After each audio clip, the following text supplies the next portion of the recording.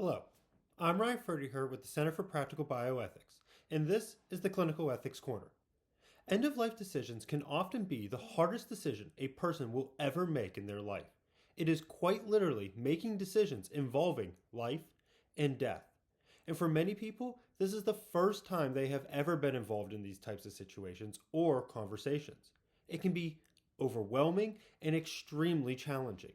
People do not want to feel like they gave up on someone too early or didn't do everything and anything they can to give their loved one a chance. But they also understand the realities of modern medicine and healthcare and the burden some medical procedures and interventions can be. It can lead to a lot of self reflection, questioning, and even second guessing. Did we do enough? Did we give up too early? Did we draw things out too long and only prolong the suffering? And as medicine continues to advance, more and more are making decisions even more difficult.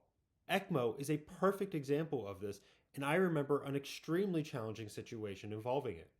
The patient was in her early 40s and had just given birth to her third or fourth child. She had had a challenging pregnancy and delivery of the baby early, around 30 or 32 weeks, due to her having ruptured.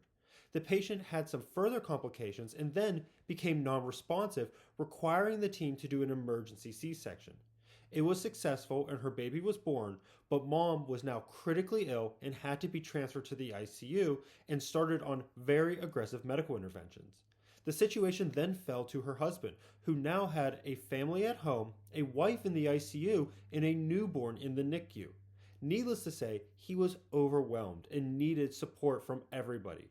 Mom continued to decline to the point where her only chance of life was to be transferred to another hospital so that she could start ECMO, since the hospital was not able to have access to that. The husband said that she had long indicated that she would not want overly aggressive measures like that and certainly wouldn't want to be transferred away from her new daughter, but that she would also take any chance she could to live on for her family. He was very conflicted about what the right thing to do was. Modern medicine is incredible. There is no denying that. People that recently would have died long ago can now be alive, recover, and even improve, all because of medicine. But sometimes that incredible nature comes at a cost, an expense that might be too high for some. But that all comes down to the individual. What might be right for one patient could be completely wrong for another. And since medicine is continuing to advance and give us new breakthroughs, new ethics questions will be right there behind them. These are all complicated and challenging situations that need to have reflection on beforehand before a crisis situation. Thank you. I'm Ryan Ferdyher with the Center for Practical Bioethics, and this was the Clinical Ethics Corner.